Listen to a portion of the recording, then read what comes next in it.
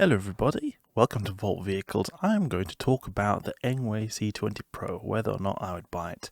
This is a bike which I think is very special in many ways because of its price. Let's go over the specs. This is a 250 watt, 19.2 amp hour, 36 volt folding electric bike. It has got a Bafang motor.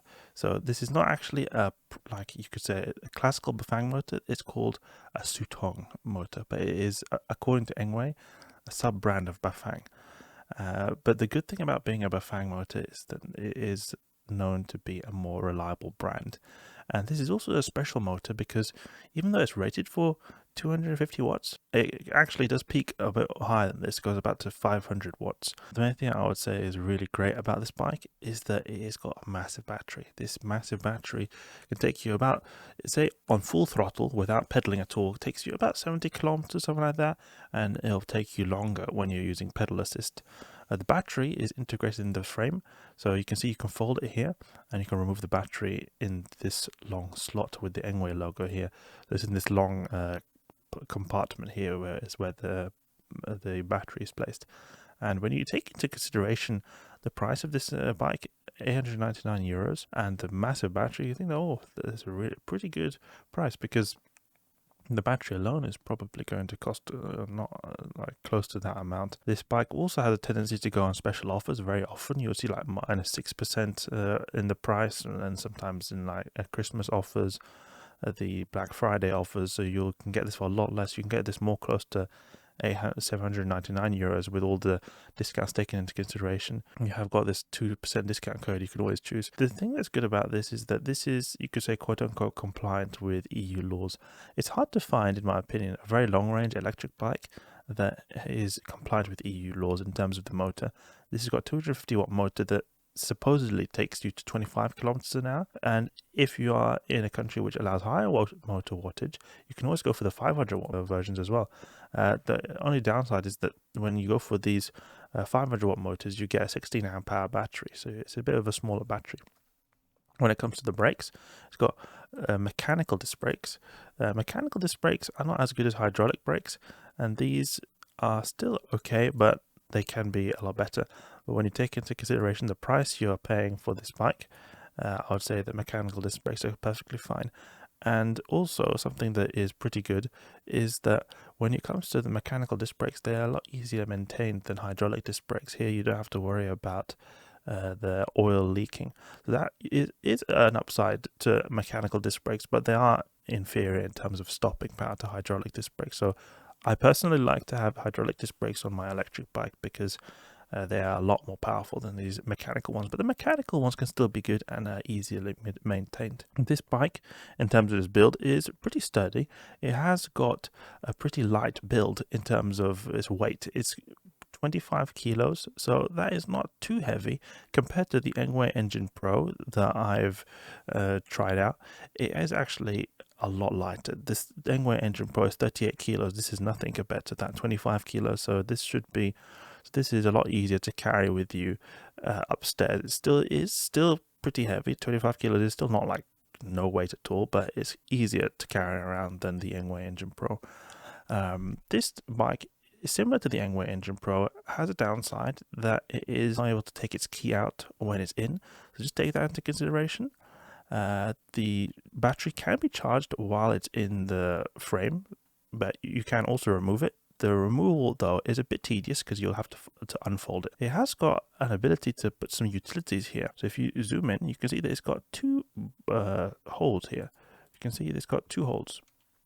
This could be used to perhaps mount a rear rack or mudguards, and it is not as easy to mount them on the front, but it is still possible if you find the right mudguards. The problem I have, though, is that since this is a bike that's got 3-inch fat tires, then it is a bit difficult to find mudguards for this. I've been trying to find mudguards for this, but it has been very hard to find quality ones. This bike does come with some fenders, but they're basic plastic fenders that are just like strap onto the frame. They're not at all particularly nice looking. The ones I like are these kind of ones, these kind of full fenders, because they provide a bit sleeker look, but they also protect from mud and water a lot better. The problem is these kind of fat tire fenders, I have a very difficult time finding them. This is now, in terms of euro currency, this will cost about 140 euros. This is a lot of cash for just some fenders, and it's a very difficult time I've had looking for them. I have, however, been able to find some slightly cheaper ones on the website AliExpress, so that could be a possibility to get them cheaper here. So I'm not too used to using this website AliExpress. AliExpress is when you buy a lot of items from China, so it is buying from the manufacturers instead, which is, it could be an option, but people are not always as used to using this website compared to other websites, and as far as I understand, the guarantees of Amazon have a tendency to be a lot better. But that's just something to keep in mind when you're buying this. If you want to get nice mudguards, it is a little bit harder than finding classical mudguards, which you could find on, say, 28-inch tires. The 20-inch is a little bit more difficult to find, and then plus it's a bit wider as well. The bike has got pretty wide tires, so it's got a 3-inch wide tires. These are made for 4-inch, but you could find ones that are still wide enough. This is 3-inch, and that's one actually great thing here about this bike compared to the Engwe C20 Pro. When it comes to the rolling resistance, this is going to have a lot less rolling resistance because this has got thinner tires. It's still got pretty fat tires, so it's appropriate for off-road users. But the thing is, these tires are still a bit thinner, 3-inch, and then it is also overall a lot lighter bike, so you're going to be rolling a lot better and being able to pedal this as a normal bike better. This bike does have fewer gears than the Engwe C20 Pro. This has got 7 gears with a Shimano Tawny system, and it could be argued that is like, okay, yeah, that's a very low tier, because it is a low tier. It's not good that they do that. When you're using a hub motor, it doesn't matter too much what kind of gearing system you're using, because the motor is not utilizing the gearing system. This is more for pedal assist, and I think in a way it could be good that it's using a 7-gear system rather than an 8-gear system, because this is going to make the chain line a bit better, because you're not going to have as wide cassette, so you're going to have less risk of the chain having chain line issues, since it'll be a bit more straighter with a fewer gears. And I don't think that there's a whole lot of use for more gears on a hub motor bike or an electric bike in general, so I think you're trading a bit of reliability for a lower tier system. It has got a shock absorber. This is unfortunately not able to be locked, so you can't remove this if you're going on roads. This is a bit of an unfortunate attribute, because you're going to be wasting a lot of energy. You're going to be wasting energy that is going to be put into riding, that is going to put into pressing the shock absorber when you're going on flat roads. So just take that into consideration. You're not going to be as efficient as someone who's going to be able to lock the shock. It's not going to make a whole big difference though, but still, it could be nice if you're going on a very flat road to have this shock absorber disengaged. Then you're going to be able to save up on a bit of battery life and also a bit of max speed if you're doing pedal assist. One big note to mention when it comes to this bike is that it has got a speed limiter that does not seem to speed limit it to the advertised 25 kilometers an hour. So for people in EU countries looking to find a bike that's 100% legal, you have to remember that this bike actually will launch you over 25 kilometers an hour with electric assist. So you go and use pedal, you're going to go over 25 kilometers an hour. It takes you about to 35 kilometers an hour. If you pedal enough, it's going to still assist you.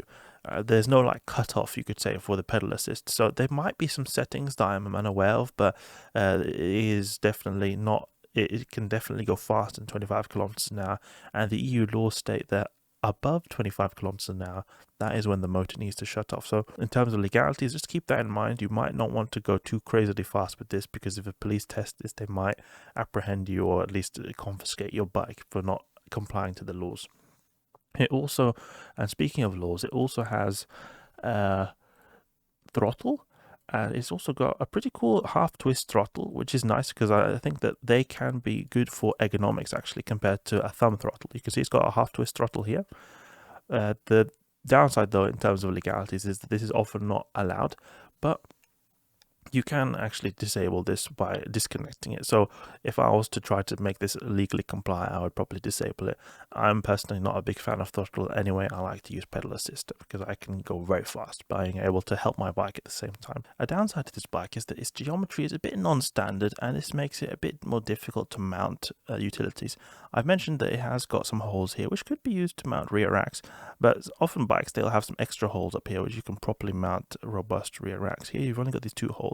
You have actually got a hole here in the frame, which is a bit difficult to see from this picture, but it has in the back here, and this little rod, it's got a small hole here, which you could potentially use to mount a rear rack. Depends on what kind of rear rack you're using. A rear rack I was thinking is something like this, which is where you can attach these to the holes on the side of the wheels, and then you've got these 2 metal rods here which get attached to this. And then this is a singular plate which has 1 hole in it, which could possibly be attached there to be able to fit a proper rear rack. Otherwise, I think that it doesn't have any 2 holes which are able to mount these small bolts here, which is not really possible to be able to mount a classical rear rack the normal way. But I think this kind of metal plate will allow you to be able to mount it. A downside to this bike is that it does have a front light, but it does not have any rear lights. So you'll have to find one yourself if you want to be safe. And I actually think that that is a bit of a downside, because that is a bit unfortunate, especially because I think the rear light is more important in terms of safety than the front light. Because in the front light, you're making yourself visible to people in front of you, but you're usually able to see what's in front of you. So stuff in front of you would be technically a little bit less dangerous. Stuff behind you, you're not going to be able to see it as much. And that is important for them to be able to see you. And that is not really being addressed without a rear light. It has got a reflector though, but I definitely think you should have a light, and in many countries there's actually a law to have a rear light. Something that this bike has also got that's pretty cool is that it's got a pretty comfortable seat. This is the same seat that you have on the Engwe C20 Pro. It's a very comfortable seat, so you'll have a nice time riding on this bike. You'll have a comfortable experience riding on this bike. It does not have a horn, and sometimes I think that it can be better to have no horn and just have a bell, but it's got a basic bell here. When I've been riding my Engwe C20 Pro, I noticed that when I was using a horn, like an electronic horn, people didn't understand it, because people in my country, at least, they're not used to hearing these kinds of horns. They're just used to hearing bike bells. So I think in a way, perhaps a bike bell could be a bit more safe, because people are more used to hearing this on bike lanes. One thing to also mention is that this bike, in terms of its battery, has got a tendency to rattle if it is encountering a lot of irregularities in the road. So just keep that in mind. You could add some padding, or you just could ignore it, but the battery can rattle a little bit. So those are my thoughts on the Engwe C20 Pro. This is the bike which I really like, and I think that for the price, it's really great. You get a massive battery and 250 watts. That combination, in my experience, is really hard to come by.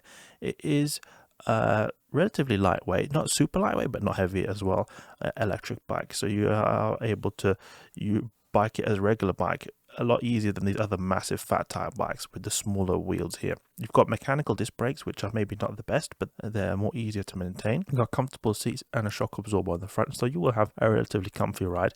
No rear suspension, but it's still going to be a relatively comfy ride. Keep in mind, you're going to have to buy, for safety measures, I would strongly recommend a backlight, and it's going to be a bit difficult for you to mount some nice fenders for a cheap price, so just keep that in mind as well. A rear rack also can be a little bit complicated, but there are mounting holes, so it definitely could be an option to mount on the back here, depending on what kind of rear rack you find. In terms of portability, it's still a bit too heavy to just carry it with you, say on the train, but it is a lot more portable than these other gigantic fat tire e-bikes like the Engwe C20 Pro. The motor is really good. It's got a 250 watts, so it's going to be legal in European countries, but it can peak to a lot higher, so it's a little bit of these kind of cheaty motors, but it is a very torquey motor. Another consideration in terms of legality is just to remember that its speed limit does not seem to completely limit it to the 25 kilometers an hour stock at least. So just keep that in mind. And it's got a throttle as well, which can be good.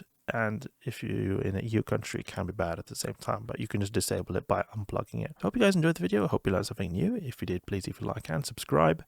I'll catch you guys later.